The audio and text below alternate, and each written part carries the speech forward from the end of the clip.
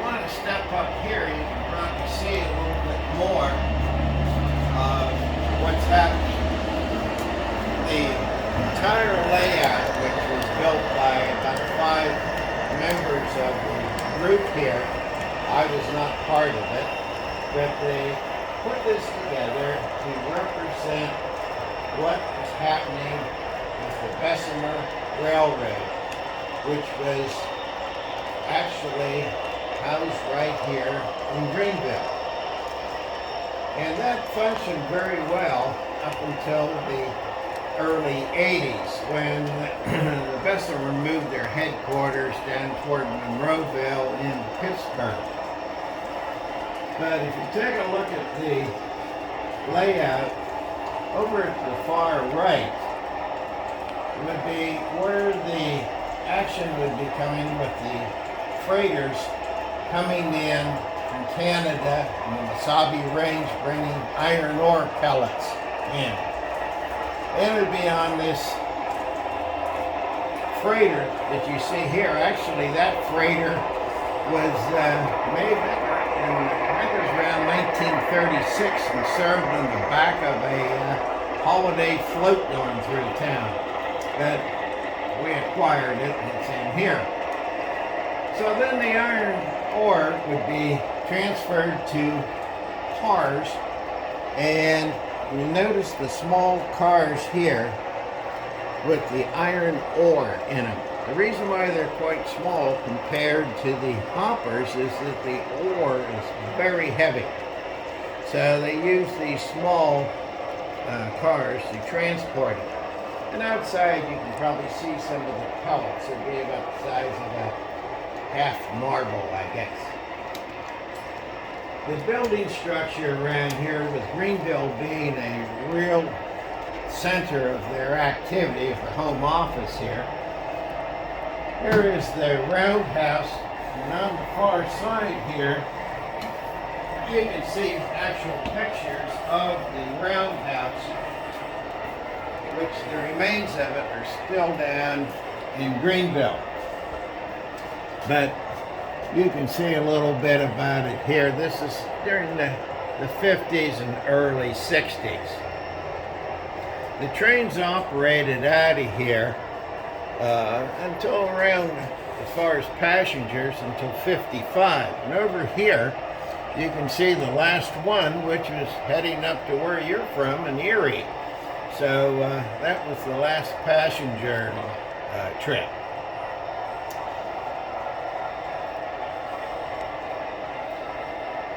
Now, in Greenville, there was a lot of industry. And up here, you can see a picture above of the Greenville Steel Car Company, one of the cars. Greenville Steel Car employed about 2,000 people in its heyday and produced all the cars, particularly hopper cars. And it was nothing to see it consist of 25, 30 cars marked Santa Fe heading west. And that worked out well. And they were doing land office business until things started to fall apart in the 80s in a lot of the companies here. We had CB&I, who was making those water towers that you may see around the country. They were actually making some of the components for the early space shops as well. One of the things that would be very well known for Greenville is the Werner ladders. Werner made extrusions and ladders that are very, very well built. It was privately owned by 2 brothers who decided to sell it out again in the 80s, and it was bought up by a conglomerate that went through this and that and ended up being in China and Mexico. The quality has decreased in many people's opinion since the earlier days. Other industry that was around here too was a big hospital. hospital was known for orthopedic work.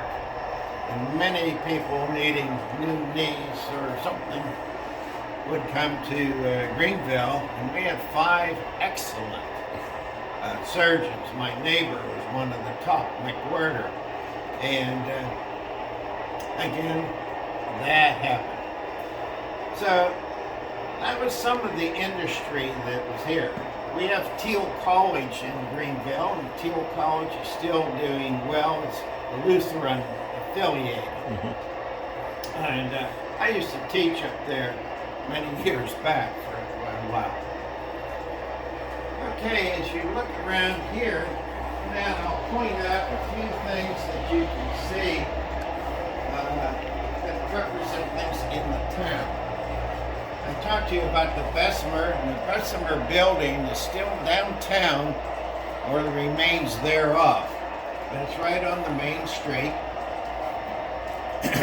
representing the Werner Company over there.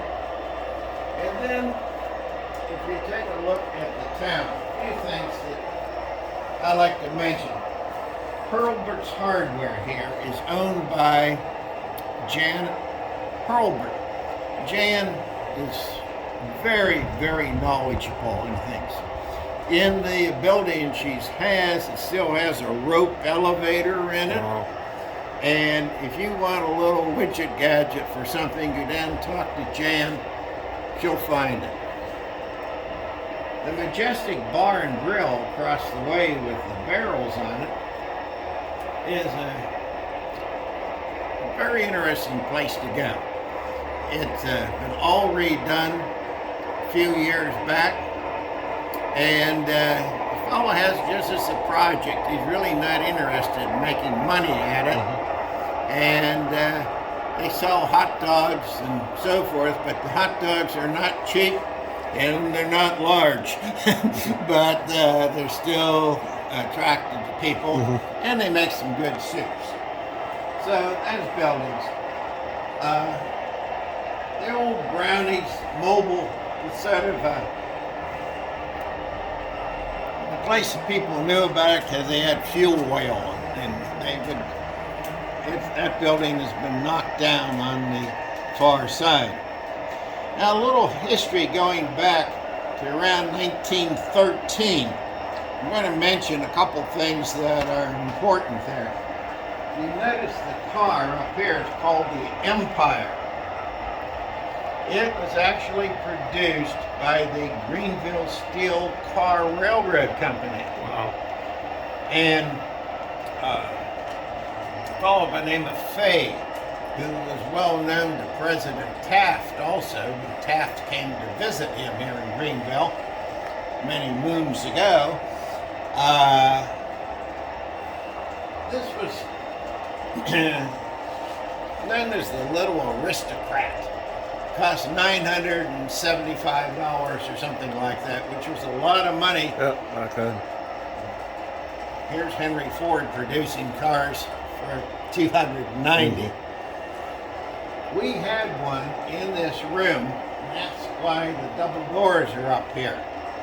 And when we got the car out, it went up to the Law House Museum, which is a superb museum for Greenville. It's located just about a mile from here on the West Main Hill, and you could go up there and see it. Well, the car left here under its own power, and every 4th of July, or the first Saturday in July, there's a huge car show here. Recent years, there's been between 900 and 1,000 collectible cars here. And sometimes they bring the Empire down, just depending on how things are going. But I understand it's operating well, and it's in a climate enclosed private garage up there that a gentleman that brought a lot of money to the town, David Bachman, and people didn't realize the total wealth that he had accumulated.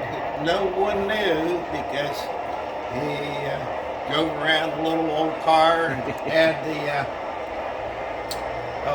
news shop, I guess is the best way to describe it, downtown.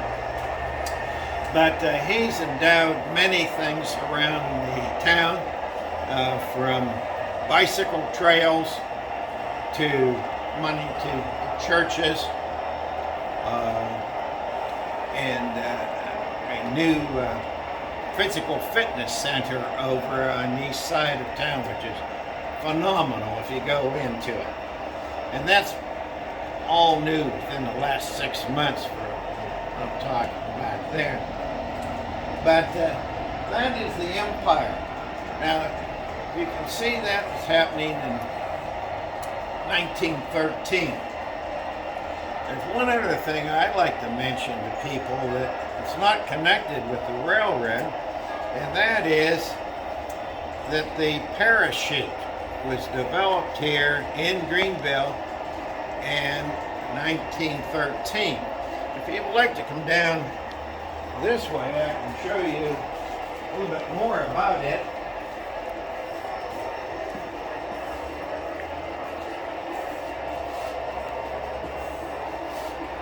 The photograph in the bottom is Stefan Bannock. He came over here from Slovakia about 1913, 1914. Air travel was in its infancy, and the Army Air Corps was concerned that the pilots would go up in these small planes. They were basically put together out of wood, covered with linen, impregnated with a lacquer solution, and if they caught fire or whatever, the pilot was dead. So Stefan Bannock, at the same time that the empire's being built, got the idea for using something like this. It would look like an antebellum skirt that a southern lady might wear, and he'd fasten this thing onto himself with some lightweight rods, and the idea was if you jumped out of a plane, it would billow out and take you down to the ground. Well, he tried this. The Army Air Corps said, get lost, frankly. It'll never work. But he pestered them, and they finally told him to jump off a 5-story building. If you're still alive, come back in and discuss it. He did. He survived. Wow. They then took him up in a plane, and he did the same thing and survived. So he was awarded a patent, which you see over here with his name on it, Stefan Bannock, for the parachute. To the left is a fellow here by the name of Harris. He was a lieutenant who was the first man saved by this getup that you see that looks like a skirt. Today, there's a variety of modern day parachutes. So that was another one of the historical things here in Greenville. Remember that Greenville had a lot of industry, and a lot of it was brought by the canals, which brought the industry into Greenville earlier, and then it was replaced by the railroads in the later 1880s and so forth.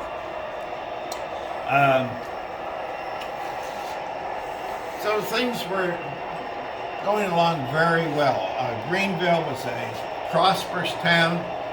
During World War II, you could barely walk down the street, so I'm told. I was very young at the time and not living here. But Camp Reynolds down below had thousands of men, and then it was also used for prisoners of war were kept there too. And a lot of the reasons for the selection of that, there was proximity to the railroads again, come back into play, and there was a lot of cloud cover. So they felt that it'd be prohibitive for enemy planes to find them. But there are so many troops coming up here, they were back and forth on the weekends, that walking on the streets being more crowded than a metropolitan city today. There was a large movie theater that held about 2,300 people, I believe, in Greenville. It's no longer with us. It's a parking lot for a church downtown. But those are some of the noteworthy things that happened during Greenville's time. We moved here in 1968, and at that time the town was thriving. Yep. And Greenville had all the railroads that brought industry in, took things out. Remember, they still have the proximity to Franklin and the oil industries that were founded just a little earlier. So there's many things here that have been very noteworthy in Greenville's history. Today, I would say Greenville's a great place to be retired, as long as you have a job or a good pension. Yep. So, hope that gives you a little idea of what's happening here. And I'll take you over in the other room if you'd like, and show you the... Okay. Okay, if you come on in here with the dispatcher's board, this is what controlled everything. Wow. For the Bessemer Railroad. If you can see here, some photographs of the fellows back in the earlier years. The Bessemer is a little unusual. It was one of the wealthiest railroads because they operated 24 hours a day, taking cargo north and south simultaneously, mainly on one line. And you can see this was all located in downtown Greenville. Now, coming into the board itself, I want to show you everything that the freighters would come across the Great Lakes and come into Conneaut, Ohio, and they would unload the freighters into the small ore cars that I talked about earlier. And they're brought down onto the Conneaut branch where the Bessemer picked things up.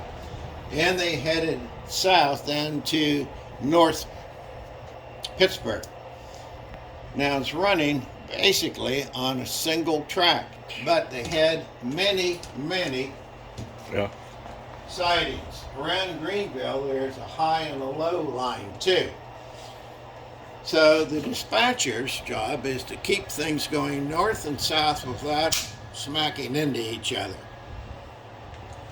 Back in 1951, on this little page here, this was May the 10th.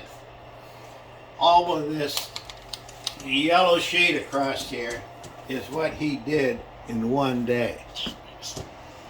And that'd be a stressful job. He'd be paid well, but he controlled 31 switches automatically from here, but through telephones, telegraphs, headsets, etc.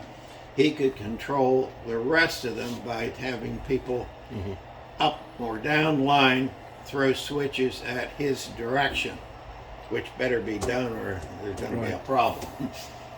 So that's the setup here. My understanding now, this is done by a computer in Michigan or something like that.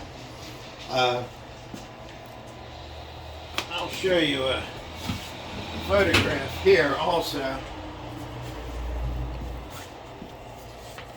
Here's a couple of photographs of the same board located in downtown Greenville. And it was brought up here when the museum started around 1985. And there's two more of them there. So it's pretty much brought in its entirety up here, and was functioning in its day right up till the end. Something we just happen to have here lately is a toolkit. I just saw this as I came in today, so You're seeing it when I see it. But evidently has all the tools that were used to maintain this board when Wow. something went wrong. So somewhere we got that. The museum operates basically during the summer months. We operate just with volunteers, and there's quite a few of us, I guess 20 some. And each of us try to do 2-3 days a month. We're open from 1 to 5, and it works out very well. I enjoy it. There are some people that have a good knowledge of the railroads, and others Helps. of us just pick things up Yep. as we gone along. Do you have a DVD of this place of for sale or anything?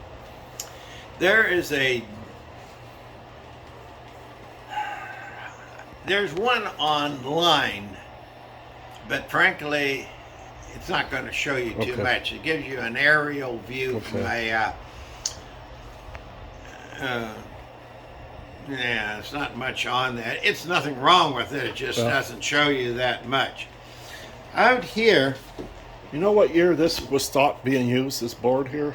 about 1950s. In the 1950s? It was in service right here. I knew it was 56. From 56 through 90. Okay. Okay? Thanks. And the museum was brought in 85, so we got it as one of the early deals before my involvement with the museum. Scott Woods is the head of the museum, and in fact we just got a check for about $1,000 here last week. Other people have donated gifts as far Okay. as locomotives here. Some of these. Put it back on record. The detail on this photograph, or this painting, if you look at this locomotive, the 643, was painted by this fellow here, Nate Clark, in 1976-77. He was a senior at Greenville High School, and I think it's outstanding work on this. He stopped here a couple years ago and explained all this to me. I happened to be working that day, and he just came in. Said there was going to be another locomotive in here, but graduation came along, and he said, I just snowed it in. This locomotive was purchased by a fellow by the name of Glenn Campbell, not the Glenn Campbell you're thinking of, but this guy wanted to get this locomotive and run an excursion railroad out of Pittsburgh. So he had it towed down to Pittsburgh, and it arrived down here, which you can see. My neighbor was in charge of all the rolling stock of the Bessemer, and he gave me this painting one day, or photograph, I should say. But the locomotive made it down there, but the railroad said, no way, you're not putting that thing on our tracks, and we're not renting and leasing them to you. So they put the locomotive into a warehouse. Eventually he stopped paying the rent, and it was brought out. Now, there's a good history to it. The brass was salvaged, and this big railroad over in the Amish country in Ohio has very, very, very deep pockets, if you've ever been over there. And they, the best of my understanding, have purchased the remains of it, disassembled it, and having it trucked over to Ohio to be reassembled. The gentleman over there that put this together built his own roundhouse. There's 20-some locomotives in the roundhouse, and he's passed away, but he's got his mausoleum outside. But it's an interesting place. Okay, now let's go back to 643. You heard what happened to it. And here's another picture of it down by the roundhouse in Greenville. And that was, I don't know if there's a date on this, but it says 83. Yeah, it was purchased by Mr. Glenn Campbell and moved to Pittsburgh in 83. So that's what you see here. Down here are some photographs. The one that you see here is this one. And it's in pretty bad shape. And that's the one that's down in Pittsburgh. Well, it was there, and that's being moved. Then there's this one here, which was sold or given to the Henry Ford Museum. It's in pristine condition. I believe that photograph over there is of one at the Ford Museum. And then you see this one here. This is the Greenville Park locomotive, which you see right outside.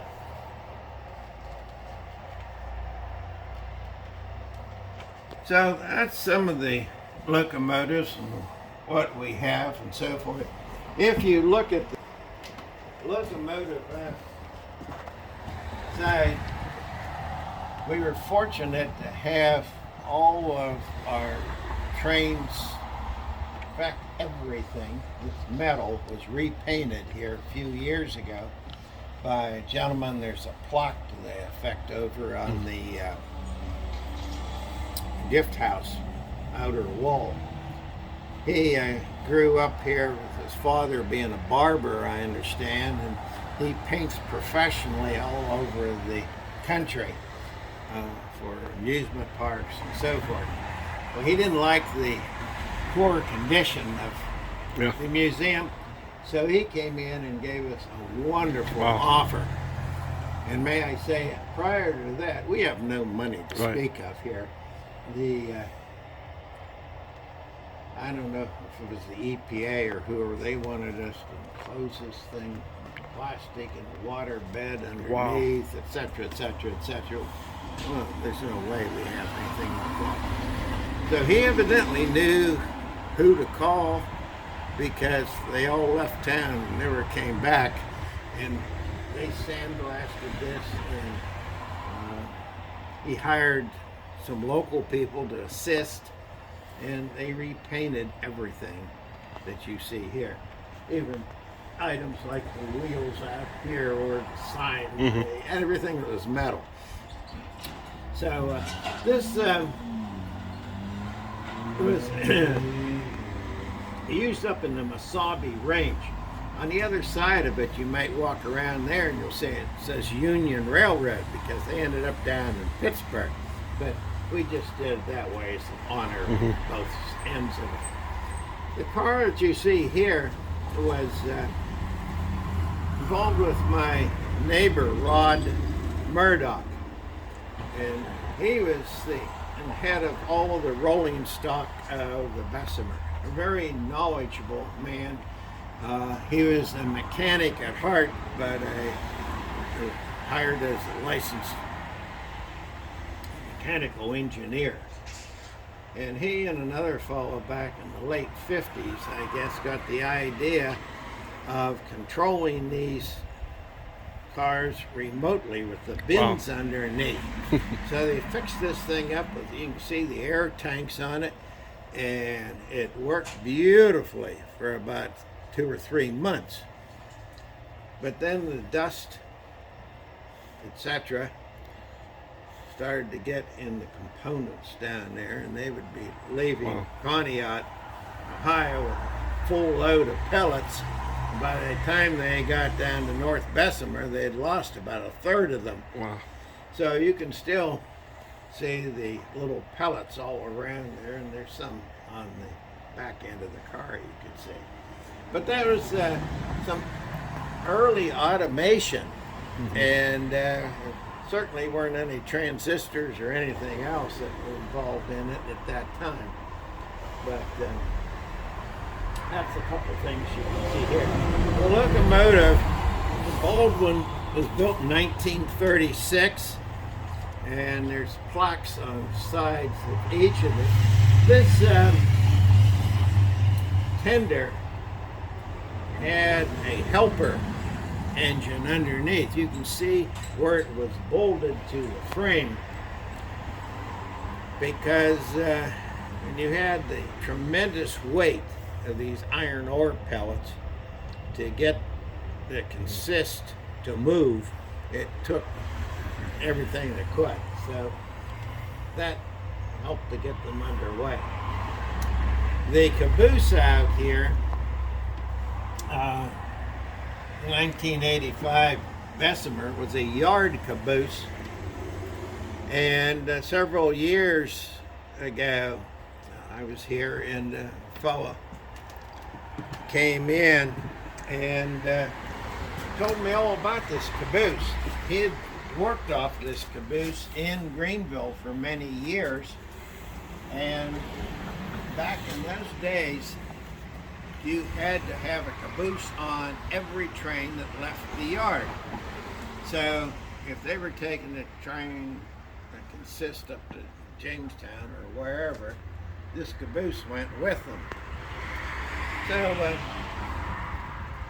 he was in there. There's a photograph inside at the far end that I took of him when he came in there. I think it was about 5 years ago or something like that. It was here, and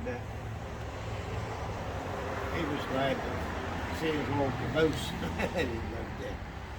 But that's a little history on our museum. It's been around, as I said, since 1985. The engine and the cars were brought in off a temporary siding that came in, and they were put up in here. So I remember coming and making a Super 8 film of it as they brought the things in. But that's the museum. So hope you all see it. Come and visit.